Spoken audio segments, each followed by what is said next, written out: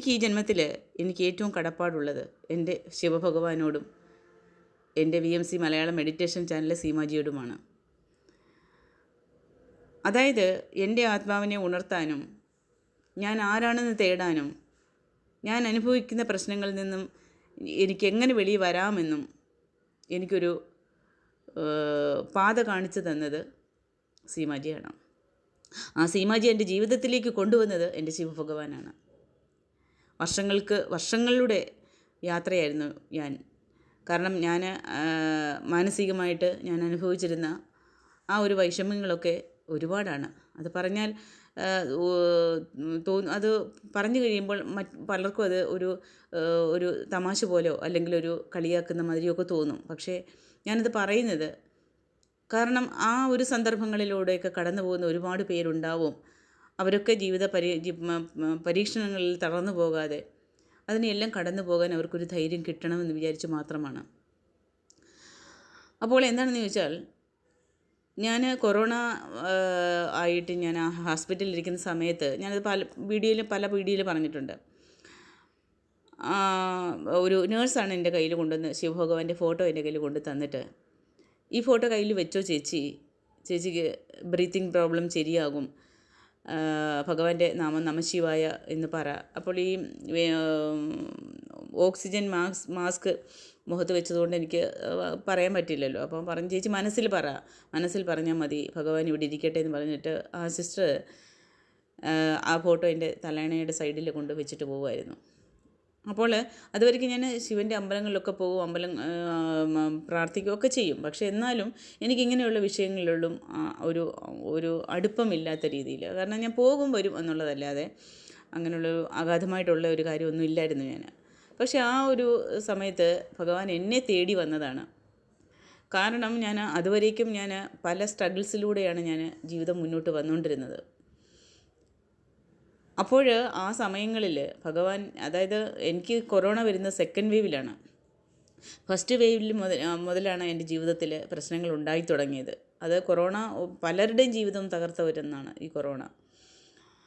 അപ്പോൾ ഈ first വേവിൽ corona വരുമ്പോൾ ഞങ്ങൾ തമിഴ്നാട്ടിലാണ്. അവിടുന്ന് ഞങ്ങൾ ആ നാട്ടിലേക്ക് ആ സമയത്ത് ഫസ്റ്റ് ലോക്ക്ഡൗണിൽ തന്നെ ഞങ്ങൾ നാട്ടിലേക്ക് വരികയാണ്. നാട്ടിലേക്ക് വരുന്ന സമയത്ത് ഞങ്ങളുടെ കയ്യിൽ അത്യാവശ്യം സേവിങ്സും കാര്യങ്ങളൊക്കെ ഉണ്ട്. നല്ല രീതിയിലുള്ള ജീവിതമായിരുന്നു. അപ്പോൾ അങ്ങനെ 6 മാസം പോയി ഞാൻ അവിടെ പോയി നിൽക്കുമ്പോൾ, അപ്പോൾ എനിക്ക് ഷോപ്പുണ്ട് തമിഴ്നാട്ടിൽ. ആ ഷോപ്പ് ക്ലോസിങ്ങെല്ലാം ചെയ്തിട്ട് ഞങ്ങൾ നാട്ടിലേക്ക് പോയി നിൽക്കുമ്പോൾ, ശരി 15 ദിവസത്തെ ലോക്ക്ഡൗൺ അല്ലേ, പെട്ടെന്ന് തിരിച്ചു വരാമെന്നുള്ള കണക്കുകൂട്ടിലാണ് പോകുന്നത്. പോയി കഴിയുമ്പം അവിടെ ചെന്ന് കഴിയുമ്പോൾ ലോക്ക്ഡൗണിൻ്റെ കാലാവധി നീട്ടി കൊണ്ടുപോവുകയാണ്. അങ്ങനെ 6 മാസത്തോളമായി. ഞങ്ങൾക്കൊരു തരത്തിലും തമിഴ്നാട്ടിലേക്ക് തിരിച്ചു വരാൻ പറ്റുന്നില്ല, ഈ പാസ് ഇല്ലാതെ വരാൻ പറ്റില്ല എന്ന് പറഞ്ഞിട്ട് പിന്നീട് ലാസ്റ്റ് 6 മാസത്തിന് ശേഷം പോയി ഞങ്ങൾ കൊറോണ നെഗറ്റീവ് സർട്ടിഫിക്കറ്റ് വേണം, അതുണ്ടെങ്കിൽ തമിഴ്നാട്ടിലേക്ക് തിരിച്ചു വരാൻ പറ്റുള്ളൂ എന്ന് പറഞ്ഞ് ഞങ്ങൾ പിന്നെ പോയി അവിടെ പോയി സർട്ടിഫിക്കറ്റ് എല്ലാം റെഡിയാക്കിയിട്ടാണ് ഞങ്ങൾ പിന്നെ തമിഴ്നാട്ടിലേക്ക് വരുന്നത്. അപ്പോഴേക്കും വീടിൻ്റെ വാടക 6 മാസം, ഷോപ്പിൻ്റെ വാടക 6 മാസം പെൻഡിങ്, 6 മാസം കൊണ്ട് ഞങ്ങളുടെ കയ്യിലിരുന്ന സേവിങ്സ് എല്ലാം പോയി. അപ്പോൾ നമ്മൾക്ക് ഒരു ജീവിതത്തിലെ ഒരു ലെവലിലേക്ക് വരുമ്പോൾ, നമ്മുടെ വരുമാനം കൂടുമ്പോൾ നമ്മൾ അതിനനുസരിച്ചുള്ള പ്ലാനിങ്ങുകളൊക്കെ നമ്മൾ അവിടെ സേവിങ് ഇവിടെ സേവിങ്, ഇല്ലെങ്കിൽ നമ്മൾക്ക് അത് ചെയ്യാം ഇത് ചെയ്യാം എന്നുള്ള ഒരു കണക്ക് കൂട്ടലിലൂടെയുള്ള എടുത്തുചാട്ടങ്ങൾ, ഇതൊക്കെ ഞങ്ങളുടെ ജീവിതത്തിലും ഉണ്ടായിരുന്നു. അപ്പോൾ ഞങ്ങൾ കാറ് മേടിച്ചു, അങ്ങനെയൊക്കെയുള്ള വിഷയങ്ങളൊക്കെ. കാരണം നമ്മുടെ കയ്യിൽ പൈസ വരുന്നുണ്ട്. അപ്പോൾ ഈ കൊറോണ പെട്ടെന്ന് ഇങ്ങനെ വരുമെന്നൊന്നും നമുക്ക് ധാരണയില്ലല്ലോ. അപ്പോൾ അങ്ങനെ കയ്യിലിരുന്ന പൈസ അങ്ങനെ ഒരു വഴിക്കൂടെ പോയി. നാട്ടിൽ പോയി 6 മാസം സ്റ്റേ അതിലൂടെ കുറച്ച് ഞങ്ങളുടെ കയ്യിലിരുന്ന സേവിങ്സ് എല്ലാം ഞങ്ങൾക്ക് ഇല്ലാതായി. പിന്നീട് ഞങ്ങൾ വെറും കൈയോടെയാണ് തിരിച്ച് ഞങ്ങൾ തമിഴ്നാട്ടിലേക്ക് വരുന്നത്. വന്നു കഴിയുമ്പോൾ ഞങ്ങളുടെ മുന്നിൽ വലിയൊരു ചോദ്യചിഹ്നമായിരുന്നു വീടിൻ്റെ വാടകയും കടയുടെ വാടകയും. പിന്നെ എങ്ങനെയൊക്കെയോ ഞങ്ങളത് തിരിച്ചു മറിച്ച് കൊടുത്ത് 1 മാസത്തെ വാടക മാത്രമാണ് 2 കൂട്ടരും കുറച്ച് തന്നത്. മറ്റ് 5 മാസത്തെ വീട്ടുവാടകയും കടയുടെ വാടക 5 മാസത്തെ അങ്ങനെ കൊടുത്തപ്പോഴത്തേക്കും ഞങ്ങൾക്കിവിടെ നല്ലൊരു കടമായി. കാരണം വീടിൻ്റെ വാടക കൂടുതലാണ്, കടയുടെ വാടക അതേപോലെ തന്നെ. പിന്നീട് ആ സമയത്താണ് എനിക്ക് കൊറോണ വരുന്നത്. ആ കൊറോണ വന്നു കഴിഞ്ഞപ്പോൾ അത് സെക്കൻഡ് വേവിൽ, ആ സെക്കൻഡ് വേവിൽ കൊറോണ വന്നു കഴിയുമ്പോഴത്തേക്ക്, ഇതിനു മുമ്പേ എനിക്ക് കാലിന് പ്രോബ്ലം ഉണ്ട്. വേരിക്കോസ് വെയിനിൻ്റെ പ്രശ്നമുണ്ട്. ഡോക്ടർ എപ്പോഴും എന്നോട് പറയുമായിരുന്നു അവിടെ നിന്ന് ജോലി ചെയ്യരുത്, ജോലി നിർത്ത്, അതാ നിങ്ങൾക്ക് ഇനി നല്ലത് എന്നൊക്കെ പറഞ്ഞിട്ടും ഞാനത് കണക്ക് കൂട്ടാതെ ആ വരുമാനത്തെ നമ്മൾക്ക്, കാരണം വരുമാനം എന്നുള്ള ഒരു ചിന്തയായിരുന്നു എനിക്ക്. കാരണം അത് എങ്ങനെയും നമ്മൾക്ക് മുന്നോട്ട് കൊണ്ടുപോകണം കാരണം തന്നെയല്ല ഈ സമയത്തുള്ള ആ ബാധ്യതകളെല്ലാം കൂടി വന്നപ്പോൾ ഇനി ഇത് വയ്യായി എന്ന് പറഞ്ഞാലും വേണ്ടുകയില്ല, എനിക്കിത് മുന്നോട്ട് കൊണ്ടുപോകണം എന്നുള്ളൊരു ചിന്തയിൽ ഞാനത് എൻ്റെ ശരീരത്തെ പോലും മറന്ന് ഞാനത് കട നടത്താൻ തുടങ്ങി. അപ്പോൾ കൂടുതലും എനിക്ക് പ്രശ്നങ്ങളായി. പിന്നീട് കോയമ്പത്തൂർ ഞാൻ കാലിൻ്റെ ട്രീറ്റ്മെൻറ്റിന് പോകുമ്പോഴാണ്, അവിടെ വെച്ചാണ് എനിക്ക് സെക്കൻഡ് വേവിൽ കൊറോണ ബാധിക്കുന്നത്. അപ്പോൾ അങ്ങനെ ബാധിച്ചു കഴിഞ്ഞപ്പോൾ ഞാൻ ഒരുപാട് ഇതായി. അപ്പോൾ ഞാൻ അതിൽ മുതൽ എനിക്ക് എൻ്റെ ജീവിതത്തിൻ്റെ എല്ലാ പ്രതീക്ഷകളും അതോടെ അസ്തമിച്ചു.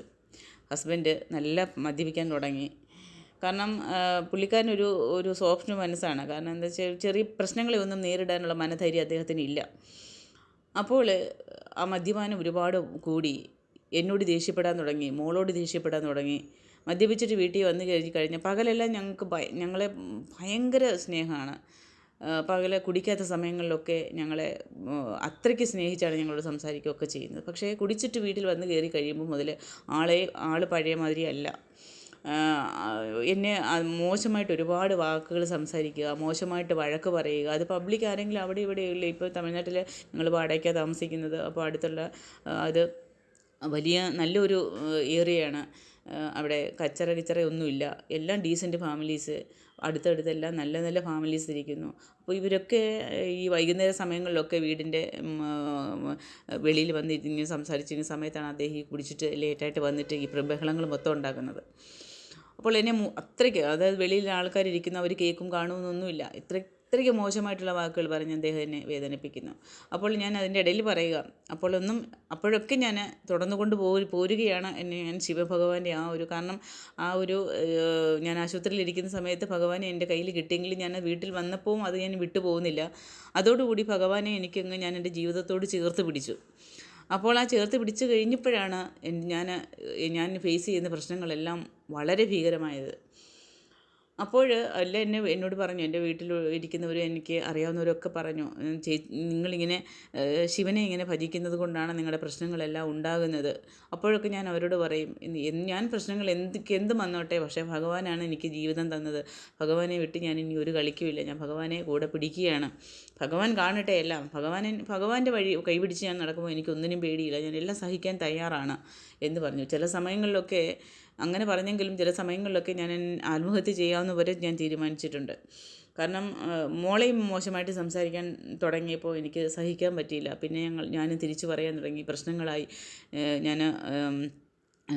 ഞാനും മോളും കൂടെ ഒരു ദിവസം ഒരു സൺഡേ ഇതേമാതിരി വലിയ പ്രശ്നമാണ്. അത് പകൽ സമയത്ത് പ്രശ്നം ഉണ്ടായപ്പം ഞാനും മോളെയും കൂട്ടിയിട്ട് വെളിയിലിറങ്ങി പോലീസ് സ്റ്റേഷനിൽ പോയി കേസ് കൊടുത്ത് ഞാൻ തിരിച്ചു വന്നപ്പം ഞാനോടത്ത് പുള്ളിക്കാരനത് അവർ വിളിച്ച് പറഞ്ഞ് പേടിപ്പിക്കുമ്പോൾ ഒന്ന് ഒതുങ്ങുമെന്നാണ് വിചാരിച്ചത്.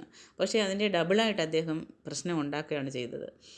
പിന്നെ അതെല്ലാം ഞാൻ അദ്ദേഹത്തിൻ്റെ വീട്ടുകാരോടെല്ലാം വിളിച്ചു പറഞ്ഞിരുന്നു.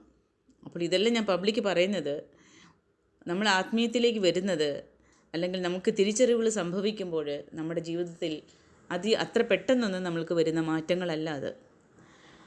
നമ്മൾ ഒരു സ്മൂത്തായിട്ടുള്ള ഒരു യാത്രക്കിടയിൽ നമ്മൾക്ക് അപകടങ്ങൾ മാത്രമേ വരികയുള്ളൂ. നമ്മുടെ ആ ഒരു റിസ്ക് എടുത്തുള്ള യാത്രയിലാണ് നമ്മൾക്ക് പലതും തിരിച്ചറിയാനും പലതും പഠിക്കാനും പറ്റുന്നത്. അതുപോലെയാണ് ഞാൻ എൻ്റെ ജീവിതത്തിലൂടെ കടന്നു വന്നത്.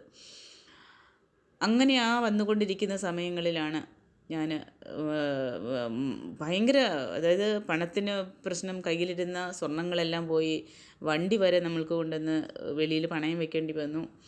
അങ്ങനെ ഉള്ള സന്ദർഭങ്ങളിൽ ഇനി എങ്ങനെ ജീവിതം മുന്നോട്ടെന്നുള്ള ഒരു ചോദ്യത്തിന്, മോള് പഠിത്തം തീരാൻ പോകുന്നു, അവളെ ഇനി കോളേജിൽ അയക്കണം. ഇതൊക്കെ ആലോചിച്ചിട്ട് ഒരു സൈഡിലുള്ള വിഷമഘട്ടമായിട്ടിരുന്നു. അപ്പോൾ അങ്ങനെ ആ സമയത്താണ് ഞാൻ അത്രയ്ക്ക് സങ്കടപ്പെട്ട് ഞാൻ ഭഗവാനോട് കരഞ്ഞു പറഞ്ഞു, എന്തിനാ ഭഗവാനെ ഇനിയും കഷ്ടങ്ങളുണ്ടോ? നീ എനിക്ക് തരാവുന്നതിൻ്റെ പരമാവധിയെല്ലാം നീ എനിക്ക് തന്നില്ലേ? എന്നിട്ട് ഞാൻ നിൻ്റെ ഒറ്റ പേരിലാണ് ഞാൻ സഹിച്ചു നിൽക്കുന്നത്. എനിക്കിനിയും പിടിച്ച് നിൽക്കാൻ പറ്റില്ല, എനിക്കിനിയും സഹിക്കാൻ പറ്റില്ല. എനിക്കറിയില്ല ഞാൻ എന്തിനാണ് ഞാൻ ഈ അനുഭവിക്കുന്നത്, അല്ലെങ്കിൽ ഈ ഹസ്ബൻഡ് എന്തിനാണ് എന്നോട് ഇങ്ങനെയൊക്കെ പെരുമാറുന്നത്, എനിക്കൊന്നും മനസ്സിലാകുന്നില്ല. ഞാൻ ഒരു തെറ്റും ചെയ്യുന്നില്ലല്ലോ എന്ന് ഞാൻ ഭഗവാന്റെ മുന്നിൽ കരഞ്ഞ് തളർന്നു പോയി. അന്നത്തെ ആ ഒരു ദിവസം ഞാൻ ഒരിക്കലും മറക്കില്ല. അപ്പോൾ ഞാൻ ഇതേമാതിരി അതെല്ലാം കഴിഞ്ഞ് വൈകുന്നേരം ഇങ്ങനെ ചുമ്മാ ഇരിക്കുന്ന സമയത്ത് ഞാൻ ഫോൺ ഓപ്പൺ ചെയ്ത് നോക്കുമ്പോൾ കർമ്മപ്രക്ഷാളന ധ്യാനം VMC മെഡിറ്റേഷൻ എന്നാണ് ഞാൻ കാണുന്നത്. അതുവരേക്കും ഞാൻ അങ്ങനെ ഒരു ചാനൽ എൻ്റെ യൂട്യൂബിനകത്ത് ഞാൻ കണ്ടിട്ടേയില്ല. അപ്പോൾ ഞാനത് എടുത്തിങ്ങനെ ഓപ്പൺ ചെയ്ത് നോക്കുമ്പോൾ എനിക്കെന്തോ ഒരു പ്രകാശം കിട്ടിയ, എനിക്കെന്തോ ഒരു പിടിവള്ളി കിട്ടിയ പോലെയായിരുന്നു. ഞാനത് ഓപ്പൺ ചെയ്ത് അതിലേക്ക് പോകുമ്പോൾ സീമാജി അതിനകത്ത് പറയുന്ന ഓരോ കാര്യങ്ങളും അപ്പോഴാണ് ഞാൻ ചിന്തിച്ചത്. പെട്ടെന്നുള്ളൊരു സ്പാർക്കിംഗ് ആയിരുന്നു എൻ്റെ മനസ്സിലേക്കത്, സീമാജിയുടെ വാക്കുകൾ. അപ്പോൾ എനിക്ക് ശിവഭഗവാൻ എനിക്ക് തന്ന ഒരു വള്ളിയായിരുന്നു അത്. ഇതുകൊണ്ടാണ് ഞാൻ ആ ഭഗവാനോട് ചോദിച്ച ചോദ്യങ്ങൾക്ക് എന്തിനാണ് ഞാനിത് അനുഭവിക്കുന്നത് എന്നുള്ള ഭഗവാനോടുള്ള ആ ഒരു ചോദ്യത്തിൻ്റെ മറുപടിയായിരുന്നു എനിക്ക് തന്ന ആ വീഡിയോ. അവിടെ സംസാരിക്കുന്നത് ഈ പ്രപഞ്ചം തന്നെ ഇറങ്ങി വന്ന് സംസാരിക്കുന്നത് പോലെ എനിക്ക് തോന്നി. പിന്നീടെല്ലാം ഞാനത് എൻ്റെ ജീവശ്വാസം പോലെ എന്നോട് ചേർത്ത് പിടിക്കുകയായിരുന്നു. സീമാജിയുടെ ഓരോ വാക്കുകൾ പ്രകാരം മാത്രമാണ് ഞാൻ പിന്നെ എൻ്റെ മുന്നോട്ടുള്ള ഓരോ യാത്രകളും. അതേപോലെ തന്നെ ഞാൻ ഈ കൊറോണ വന്ന മുതൽ ഞാൻ ഈ മെഡിറ്റേഷനൊക്കെ എടുക്കാൻ ശ്രമിച്ചത്. അതായത് ഓരോ പരിഹാരങ്ങളൊക്കെ കേൾക്കുന്നില്ലേ, അതായത് കല്ലുപ്പ് കയ്യിൽ വെച്ച് പ്രാർത്ഥിച്ചാൽ നമുക്ക് ഒരു കാര്യം, ഭർത്താവിൻ്റെ മദ്യപാനം മാറ്റാൻ ഇത് ചെയ്താൽ നല്ലതാണ്, നമ്മുടെ കടങ്ങൾ മാറ്റാൻ ഇത് ചെയ്താൽ നല്ലതാണ്. അതൊക്കെ ഞാൻ പരിശ്രമിച്ചു. പല ജ്യോതിഷന്മാരുടെ അടുത്ത് പോയി. അവരൊക്കെ പറഞ്ഞു ഈ അമ്പലത്തിൽ പോകുമെന്ന് പറഞ്ഞു. അതെല്ലാം ഞാൻ ചെയ്തു നോക്കി. ഇതിലൊന്നും എന്നെ മാറ്റാൻ എനിക്ക് പറ്റിയില്ല. അവസാനം ഭഗവാൻ എനിക്ക് കാട്ടിത്തന്നത് എനിക്ക് സീമാജിയുടെ വീഡിയോസാണ്. അപ്പോൾ അതിലേക്ക് ഞാൻ പോകുമ്പോൾ എന്തുകൊണ്ടാണ് നമ്മൾക്ക് ഇങ്ങനെ ഒരു ഭർത്താവിനെ കിട്ടുന്നത്? നമ്മൾ ഈ ഒരച്ഛൻ്റെ അമ്മയുടെയും മക്കളായിട്ട് നമ്മൾ ജനിക്കുമ്പം ആ ഫാമിലിയിൽ എന്തിനാണ് നമ്മൾ ജനിച്ചത്? നമ്മൾ നല്ല കുട്ടികളായാലും ചീത്ത കുട്ടികളായാലും അങ്ങനെയുള്ള കുട്ടികൾ നമുക്കുണ്ടാകുന്നത്? ഇതിനെപ്പറ്റിയൊക്കെയുള്ള സത്യങ്ങൾ, പരമാർത്ഥങ്ങൾ മനസ്സിലാക്കിയത് ഞാൻ അപ്പം മുതലാണ്. അപ്പോൾ ആ ഒരു തിരിച്ചറിവ് എനിക്ക് കിട്ടിയപ്പോൾ അന്ന് അടുത്ത ദിവസം, അതായത് കർമ്മപ്രക്ഷാളന ധ്യാനം 26ാമത്തെ ദിവസമാണ് ഞാനിത് കാണുന്നത്. 27ാമത്തെ അടുത്ത ദിവസം പ്രഭാതത്തിൽ ഞാൻ ആ ധ്യാനത്തിനിരിക്കുകയാണ്. അപ്പം ഞാൻ ഇതിനു മുമ്പേ തന്നെ എനിക്ക് ബ്രഹ്മമുഹൂർത്തത്തിൽ എഴുന്നേൽക്കുക എന്നുള്ളത് എനിക്ക് സർവ്വസാധാരണമാണ്. ആ സമയത്തൊക്കെ ഞാൻ എഴുന്നേൽക്കും. 3 മണിക്കെല്ലാം ഞാൻ എഴുന്നേറ്റ് ഞാൻ വിളക്ക് കത്തിക്കുക, എനിക്ക് ഈ കോൺസെൻട്രേറ്റ് ചെയ്ത് ഈ മെഡിറ്റേഷൻ ചെയ്യുക, ഇതൊക്കെയായിരുന്നു എൻ്റെ പരിപാടികൾ. ഒരു സൈഡിലെ പ്രശ്നങ്ങളാണെങ്കിലും ഞാനതിനെ കാരണം ഭഗവാൻ എൻ്റെ കൂടെ ഉണ്ടെന്നുള്ളൊരു ധൈര്യത്തിൽ, ഭഗവാൻ എങ്ങനെയും എനിക്കൊരു വഴി കാണിക്കും എന്നുള്ള ധൈര്യത്തിൽ ഞാൻ ആ ഒരു പ്രതിസന്ധികളെ തരണം ചെയ്താലും ഫേസ് ചെയ്യുമ്പോഴും ഞാൻ ഒരു വശത്തൂടെ ഞാൻ എൻ്റെ ഭഗവാനെ മുറുക്കെ പിടിക്കുകയായിരുന്നു. അപ്പോൾ അടുത്ത ദിവസം 27ാമത്തെ കർമ്മപ്രക്ഷാളന ധ്യാനത്തിൽ ഞാൻ പങ്കെടുക്കും. അന്നത്തെ ആ ധ്യാനത്തിൽ ഞാൻ ഇരിക്കുമ്പോൾ പെട്ടെന്ന് എനിക്ക് ധ്യാനാവസ്ഥയിലേക്ക് പോകാൻ പറ്റി. ആ അവസ്ഥയിൽ ഞാൻ കാണുന്നത് കാഴ്ചകളെല്ലാം ഞാൻ സീമാജിയോട് ഷെയർ ചെയ്തപ്പോൾ സീമാജി എന്നെ വഴക്ക് പറഞ്ഞതെന്ന് പറഞ്ഞാൽ ഒരു ആജ്ഞാപനമായിരുന്നത്. ആദ്യമായിട്ടാണ് ഞാൻ സീമാജിക്ക് ഒരു മെസ്സേജ് അയക്കുന്നത്. അതായത് ഞാൻ ആ വീഡിയോ 26ാമത്തെ ദിവസം കാണുന്നു. 27ാമത്തെ ദിവസം ഞാൻ ധ്യാനത്തിലിരിക്കുന്നു. അന്ന് എനിക്ക് കിട്ടിയ അനുഭവം ഞാൻ സീമാജിയോട്ടുമായിട്ട് ഷെയർ ചെയ്യുമ്പം സീമാജി എന്നോട് പറയുന്നത്, ഇതിൻ്റെ വീഡിയോ ഒന്നും നിങ്ങൾ കണ്ടിട്ടില്ല, അതുകൊണ്ടാണ് നിങ്ങൾക്ക് ഈ സംശയം വന്നത്, പോയി ആ വീഡിയോ എല്ലാം കാണാം എന്നാണ് എന്നോട് പറഞ്ഞത്. അപ്പോഴെനിക്ക് മനസ്സിലായി, ഇതാണ് ശരിയായ ഗുരു, ശരിയായ ഒരു അധ്യാപകൻ. അതാണ് എൻ്റെ വഴി നടത്താൻ ഞാൻ കൂട്ടുപിടിക്കേണ്ടത് ഈ സീമാജിയാണ് എന്നെനിക്ക് മനസ്സിലായി. അതെന്താണെന്ന് ചോദിച്ചാൽ, ഒരു യഥാർത്ഥ ഗുരുവിന് മാത്രമേ തൻ്റെ ശിഷ്യരെ നല്ല വഴിക്ക് നടത്തണമെങ്കിൽ ആ ശിക്ഷയുടെ മാർഗ്ഗത്തിലേക്ക് കൊണ്ടുപോകാൻ പറ്റുകയുള്ളൂ. ആ ശിക്ഷ അത്രയ്ക്ക് നമ്മൾ വെറുപ്പായിട്ടല്ല എടുക്കേണ്ടത്, അതിനെ ഉൾക്കൊള്ളണം. എങ്കിൽ മാത്രമേ നമുക്ക് നല്ല വഴിയിലേക്ക് പോകാൻ പറ്റുകയുള്ളൂ. ചിലരുണ്ട് ഇതേമാതിരി സീമാജിയെ പോലെ നിറയെ പേര് വീഡിയോസ് ഇടുന്നുണ്ട് യൂട്യൂബ് ചാനലിൽ. പക്ഷേ അവരെല്ലാവരും മെമ്പർഷിപ്പുണ്ട്, ഫീസുണ്ട്, ഒരു പ്രത്യേക കോഴ്സിന് പ്രത്യേക ഫീസുണ്ട്, ഇതൊക്കെ അവർ ചോദിക്കുന്നുണ്ട്. പക്ഷേ നമ്മുടെ സീമാജി നമ്മളോട് ചോദിക്കുന്നത് 1 രൂപ പോലും ചോദിക്കുന്നില്ല. നമ്മുടെ സമയമാണ് സീമാജി ചോദിക്കുന്നത്. നിങ്ങൾ രക്ഷപ്പെടണമെങ്കിൽ നിങ്ങൾ സമയം ചിലവഴിക്കണം. നിങ്ങൾ സമയം ചിലവഴിക്കുമ്പോൾ നിങ്ങളവിടെ രക്ഷപ്പെടുകയാണ്, വേണമെങ്കിൽ രക്ഷപ്പെട്ടോ എന്നാണ് സീമാജി പറയുന്നത്. അതൊരു ശരിക്കായ ഒരു ഗുരുവിന് മാത്രമേ അത് പറയാൻ പറ്റുകയുള്ളൂ. അല്ലാത്തവർക്ക് ആർക്കും അത് സ്വന്തം വരുമാനം കൂട്ടണം, സ്വന്തം അക്കൗണ്ടിൽ കാശ് ചേരണം എന്നുള്ള വിചാരമുള്ള ഒരു ഗുരുക്കന്മാരും ഒരിക്കലും അത് പറയില്ല. നമ്മുടെ സീമാജി, അല്ലെങ്കിൽ എൻ്റെ സീമാജി എന്ന് എനിക്ക് ധൈര്യമായിട്ട് എനിക്ക് പറയാൻ പറ്റും. എൻ്റെ സീമാജി അതാണ് പറയുന്നത്, നീ 1 രൂപ പോലും നീ ചിലവാക്കണ്ട, നിനക്ക് രക്ഷപ്പെടണമെങ്കിൽ നീ വന്ന് വീഡിയോസ് എല്ലാം കണ്ടിട്ട് അതിനുള്ള പ്രതിഫലം പ്രപഞ്ചം എനിക്ക് തന്നോളുമെന്നാണ് സീമാജി പറയുന്നത്. സീമാജിക്ക് ചേരേണ്ടതെല്ലാം സീമാജി ഇതുപോലെ തൻ്റെ അറിവുകൾ മറ്റുള്ളവർക്ക് കൊടുത്ത് മറ്റു കുടുംബങ്ങളെ രക്ഷപ്പെടുത്തുമ്പോൾ സീമാജിക്ക് പ്രതിഫലം ഈ പ്രകൃതിയാണ് കൊടുക്കുന്നത്. അതായത് പ്രകൃതിക്ക് എന്തിന് പ്രതിഫലം? പ്രകൃതി ദേവി തന്നെയാണ് നമ്മളോട് സംസാരിക്കുന്നത്. ആ പ്രകൃതി ദേവി ജീവിത സത്യങ്ങളെ, ജീവിത യാഥാർത്ഥ്യങ്ങളെ നമ്മൾക്ക് മനസ്സിലാക്കി കൊടുക്കുമ്പോൾ നമ്മളാണിത് മുറുക്കെ പിടിക്കേണ്ടത്. അപ്പോൾ ആ ഒരു നല്ല നല്ല വിഷയങ്ങളൊക്കെ നമ്മുടെ ജീവിതത്തിലേക്ക് വരണമെങ്കിൽ പല വിഷയങ്ങളെ, അതായത് നമ്മുടെ ജീവിതത്തോട് നമ്മൾ അത്രയ്ക്ക് ഒഴിച്ചുകൂടാൻ പറ്റാതെ നമ്മൾ കൊണ്ടു നടന്ന പല ദുർശീലങ്ങളെയും ദുഷിച്ച സ്വഭാവങ്ങളെയും ഒക്കെ നമ്മൾക്ക് നഷ്ടമാക്കേണ്ടി വരും. അത് നഷ്ടമാക്കിക്കൊണ്ട് വേണം നമ്മൾ ഇതിന് തയ്യാറാകാൻ. അപ്പോൾ അങ്ങനെയുള്ള ആ ഒരു ജീവിതത്തിലേക്ക് രക്ഷാമാർഗം ഉള്ളവരുടെ മുന്നിൽ, അത് തേടുന്നവരുടെ ആത്മാർത്ഥമായ ഒരു തേടൽ ഉള്ളവരുടെ മുന്നിൽ തീർച്ചയായിട്ടും സീമാജിയുടെ വീഡിയോസ് എല്ലാം പോകും. അതെല്ലാം അംഗീകരിക്കാനും അത് പിന്തുടർന്ന് കൊണ്ടുപോകാനും അവർക്ക് പറ്റും. ഇതെൻ്റെ സ്വന്തം അനുഭവമാണ് ഞാൻ ഈ പറയുന്നത്. അപ്പോൾ അത് 27ാമത്തെ ധ്യാനത്തിൽ ഞാൻ കണ്ടത്, ഞാൻ സീമാജിയോട് ഷെയർ ചെയ്തപ്പോൾ എന്നെ വഴക്ക് പറഞ്ഞത് അത് ഇങ്ങനെ, അത് നീ പോയി വീഡിയോ എല്ലാം കണ്ടു കഴിഞ്ഞാൽ നിനക്കത് പൂർണ്ണമായിട്ട് മനസ്സിലാവുകയുള്ളൂ എന്തിനാണ് നിങ്ങൾ അത് കണ്ടതെന്ന്. അപ്പോൾ ആ കണ്ടത് എന്തിനാണത് പിന്നീട് വന്ന് എൻ്റെ ജീവിതത്തിലുള്ള ഓരോ മാറ്റങ്ങൾ ഞാൻ സീമാജിയോട് ഷെയർ ചെയ്യുമ്പോഴും സീമാജി എനിക്ക് ഒരിക്കലും ഈ ഒരു ഇതിനെ മായയിൽ അകപ്പെട്ട് പോകരുതെന്ന് എന്നോട് സീമാജി പറഞ്ഞു. ആ മായയിൽ അകപ്പെട്ട് ഇതിനെ നഷ്ടമാക്കരുത് എന്ന് എന്നോട് പറഞ്ഞ്.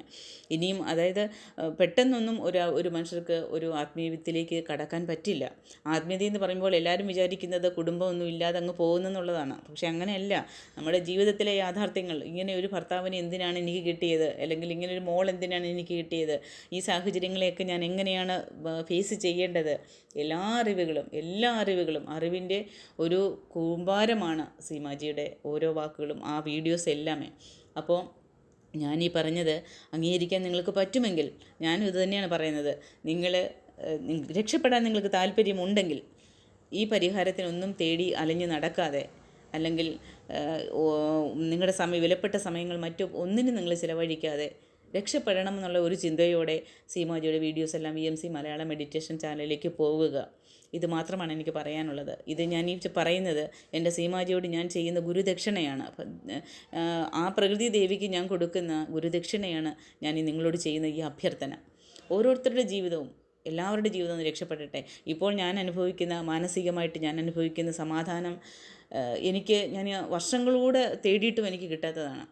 എനിക്ക് ഈ VMC ആനാപാനസതി ധ്യാനത്തിലൂടെ ഞാൻ അനുഭവിച്ചു കൊണ്ടിരിക്കുന്നത്. സമയങ്ങൾ ചിലവഴിക്കുക, സമയങ്ങൾ വേണ്ടാത്തതിന് ചിലവഴിക്കാതെ അവനവൻ്റെ ജീവിതത്തെ ഉയർത്താനുള്ള ശ്രമം നടത്തുക. അതിന് നമ്മളെ രക്ഷപ്പെടുത്താൻ നമ്മൾക്ക് മാത്രമേ പറ്റുകയുള്ളൂ. ഒരു പരിഹാരം പറഞ്ഞു തരുന്നവരോ ഒരു ഹീലറിനോ ഒന്നും നമ്മുടെ ആത്മാവിനെ ഹീൽ ചെയ്യാൻ പറ്റില്ല. നമ്മളാണ് നമ്മുടെ ആത്മാവിനെ, നമ്മുടെ ശ്വാസത്തെ ശ്രദ്ധിച്ച്, നമ്മുടെ ശ്വാസത്തെ നിയന്ത്രിച്ച്, ശ്വാസത്തിലൂടെ നമ്മളെ ഹീൽ ചെയ്യാൻ നമ്മൾക്ക് മാത്രമേ പറ്റുകയുള്ളൂ.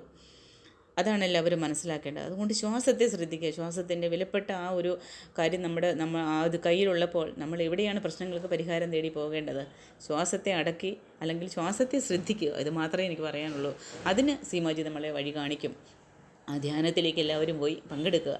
എൻ്റെ ഞാൻ അനുഭവിച്ചു കൊണ്ടിരുന്ന പ്രശ്നങ്ങളിൽ നിന്നെല്ലാം എനിക്ക് പ്രശ്നങ്ങളിൽ നിന്നെല്ലാം എന്ന് പറയുമ്പോൾ ആ പ്രശ്നങ്ങളെ ഫേസ് ചെയ്യേണ്ട വിധം, അല്ലെങ്കിൽ അതിനെ നോക്കിക്കണ്ട കാര്യം പോലല്ല ഞാൻ നോക്കിക്കാണുന്നത്. ആദ്യമൊക്കെ പ്രശ്നങ്ങളെന്ന് പറഞ്ഞ് ഞാൻ കരഞ്ഞുകൂവി നടന്ന സമയത്ത് ഇപ്പോൾ ആ പ്രശ്നങ്ങളെല്ലാം ഞാൻ വരേണ്ടതാണ്, അല്ലെങ്കിൽ ഞാൻ ആ പ്രശ്നങ്ങളുടെ എല്ലാം മുന്നിൽ ഞാൻ സറണ്ടറായി കഴിഞ്ഞപ്പോൾ ഈ പ്രശ്നങ്ങളെല്ലാം ഇപ്പോൾ തിരിച്ച് എന്നെ ആശ്വസിപ്പിക്കാൻ ശ്രമിച്ചിരിക്കുകയാണ്. അങ്ങനെയാണ് നമ്മുടെ കാഴ്ചപ്പാടുകളാണ് മാറുന്നത്. നമ്മുടെ ആത്മാവിനെ നമ്മൾ തിരിച്ചറിഞ്ഞു കഴിയുമ്പോൾ നമ്മുടെ കാഴ്ചപ്പാടുകൾ മാറും. അങ്ങനെ ക്രമേണ നമ്മൾ എല്ലാ പ്രശ്നത്തിൽ നിന്നും നമ്മൾ വെളിയിൽ വന്ന് നമ്മുടെ കർമ്മ സീറോ ആകുമ്പോഴാണ് നമ്മൾക്ക് പൂർണ്ണമായ ഒരു വിടുതല കിട്ടുന്നത്. അപ്പോൾ എല്ലാവരും അതിന് ശ്രമിക്കുക. സീമാജിയുടെ ഓരോ വാക്കുകളും നിങ്ങൾക്കുള്ള അമൃതവചനങ്ങളാണ്. അതിനെ അംഗീകരിച്ചു കഴിയുമ്പോൾ നിങ്ങളുടെ ജീവിതങ്ങളെല്ലാം മാറും, ജീവിത സാഹചര്യങ്ങളെല്ലാം മാറും. തീർച്ചയായിട്ടും ഇതെൻ്റെ അനുഭവമാണ് ഞാൻ ഈ പറയുന്നത്. നന്ദി, നമസ്കാരം. അടുത്ത വീഡിയോയിൽ കാണാം.